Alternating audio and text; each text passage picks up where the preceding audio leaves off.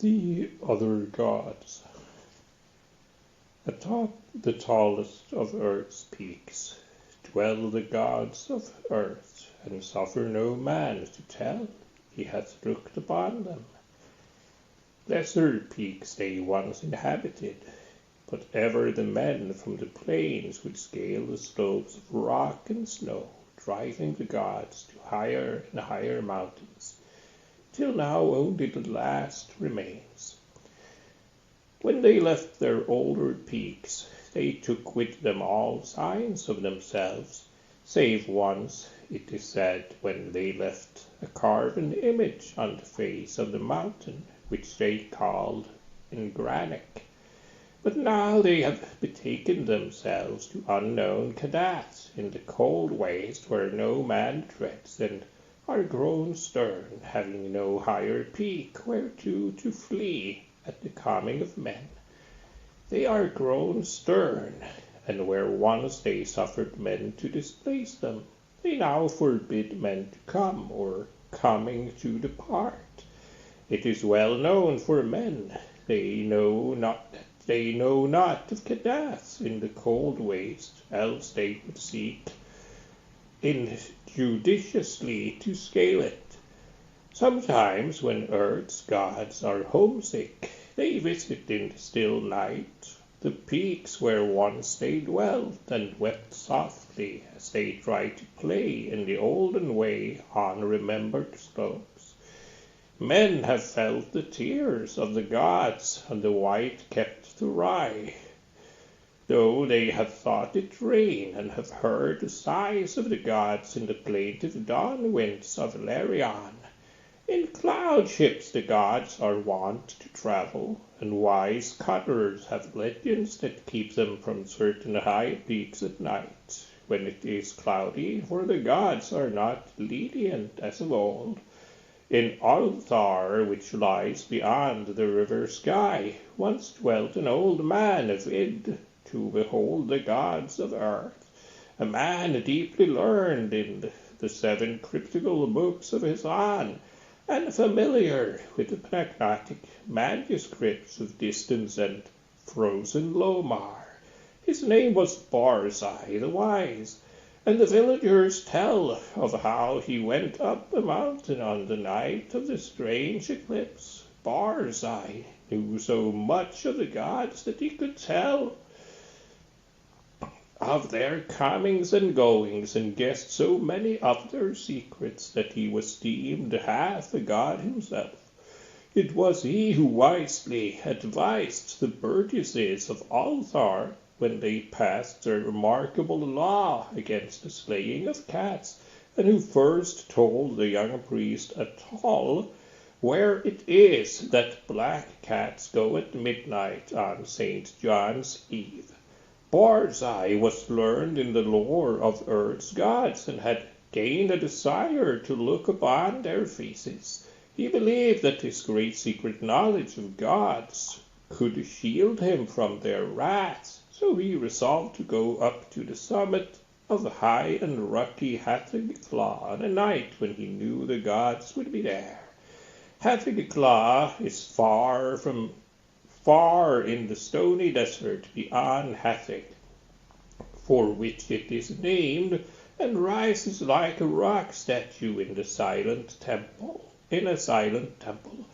Around its peak the mists play always mournfully, for mists are memories of the gods, and the gods loved Hathegclaw when they dwelt upon it in the old days. Often the gods of earth visit Hathegclaw in their ships of cloud, casting pale vapors over the slopes as they dance reminiscently on the summit under a clear moon. The villagers of Hatheg say it is ill to climb Hathegclaw at any time, and deadly to climb it by night, when pale vapors hide the summit and the moon. But Barzai heeded them not when he came from neighboring Althar with the young priest Atal, who was his disciple. Atal was the only son of an innkeeper, and was sometimes afraid, but Barzai's father had been a landgrave who dwelt in an ancient castle, so he had no common superstition in his blood, and only laughed at the fearful cutters. Barzai and Atal went out of Hathach into the stony desert, despite the prayers of peasants, and talked of Earth's gods by their campfires at night. Many days they travelled, and from afar saw lofty Hathach Claw with its aureole of mournful mist. On the 13th day they reached the mountain's lonely base. Atal spoke of his fears. But Barzai was old and learned, and had no fears, so led the way boldly up the slope that no man had scaled since the time of Sansu, who is written of with fright in the mouldy Pnakotic manuscripts. The way was rocky, and made perilous by chasms, cliffs, and falling stones. Later it grew cold and snowy, and Barzai and Atal often slipped and fell as they hewed and plodded upward with staves and axes. Finally the air grew thin, and the sky had changed color, and the climbers found it hard to breathe, but they still toiled up and up, marveling at the strangeness of the scene, and thrilling at the thought of what would happen on the summit when the moon was out and the pale vapors spread around. For 3 days they climbed higher and higher and higher toward the roof of the world. Then they camped to wait for the clouding of the moon. For 4 nights no clouds came, and the moon shone down cold through the thin mournful mist around the silent pinnacle. Then on the 5th night, which was the night of the full moon, Barzai saw some dense clouds far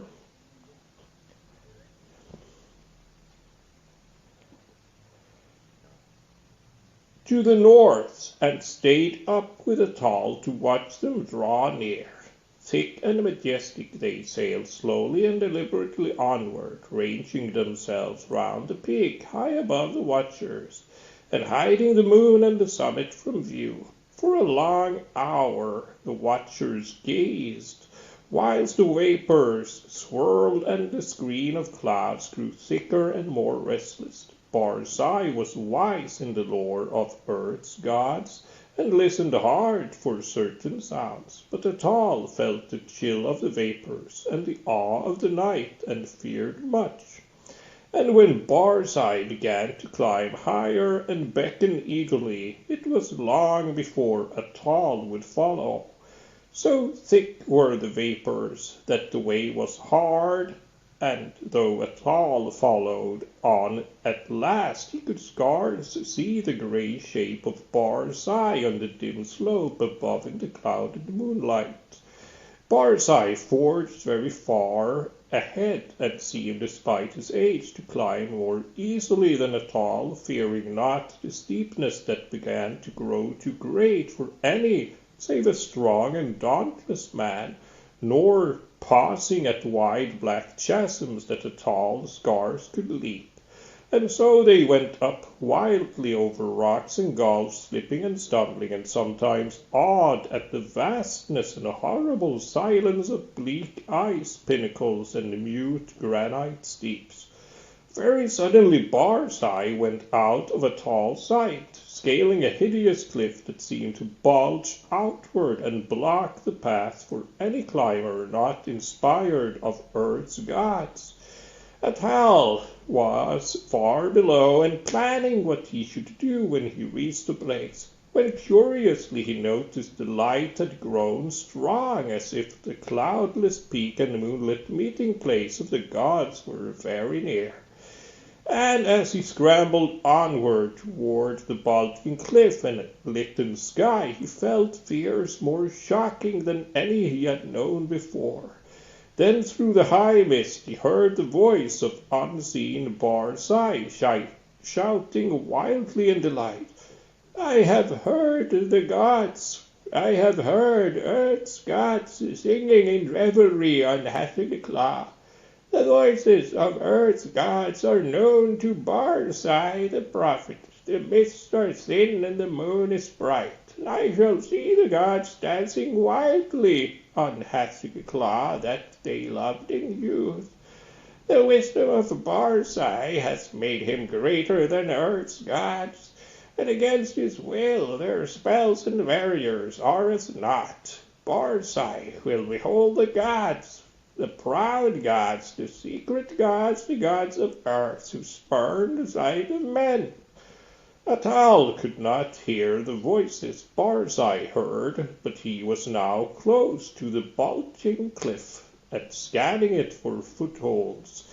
Then he heard Barzai's voice grow shriller and louder. The mists are very thin, and the moon casts shadows on the slope.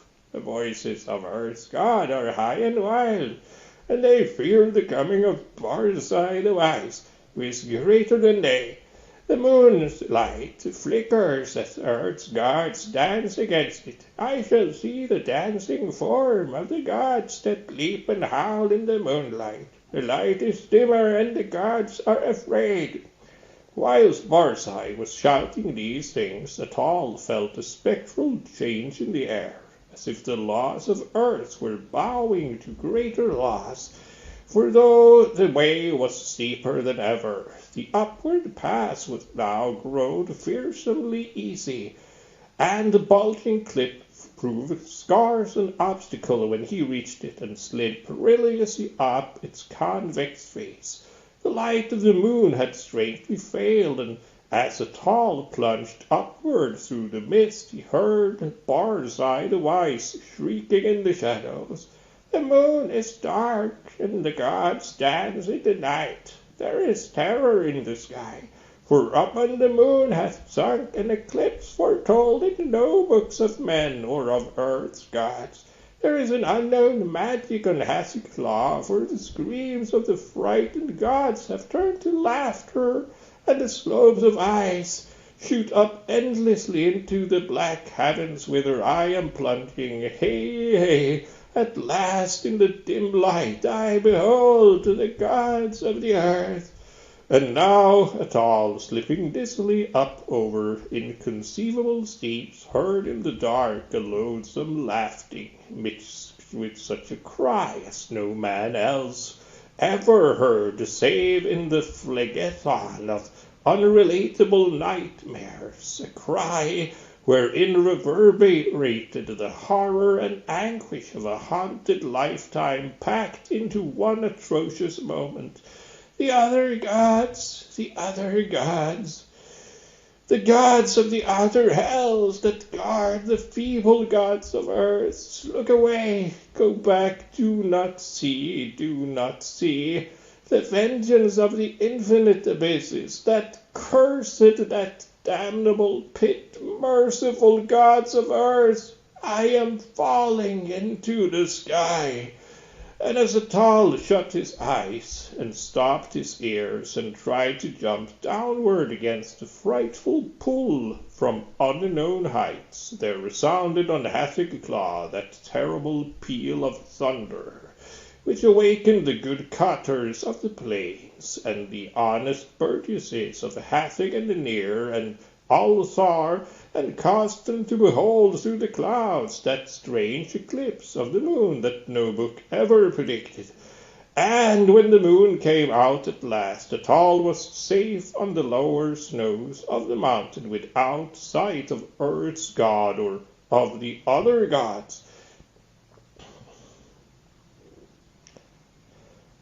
Now it is told in the moldy Pnakotic manuscripts that Sansu found naught but wordless ice and rock when he climbed Hasik-Claw in the youth of the world. Yet when men of Althar and Near and Hasik crushed their fears and scaled that haunted steep by day in search of Barzai the Wise, they found graven in the naked stone of the summit a curious and cyclopean symbol 50 cubits wide, as if the rock had been riven by some titanic chisel, and the symbol was like to one that Learned men have discovered in those frightful parts of the Pnakotic manuscripts which are too ancient to be read. This they found. Barsai the wise they never found, nor the holy priest at all ever be persuaded. Nor could the holy priest at all ever be persuaded to pray for his soul's repose. Moreover, to this day, the people of Alzar and Neror and Hathig fear eclipses and pray by night when pale vapors hide the mountain top and the moon, and above the mists of Hathig Claw Earth's gods sometimes dance reminiscently, for they know they are safe and love to come from unknown Kadath in ships of cloud and play in the olden way, as they did when the earth was new, and men not given to the climbing of inaccessible places.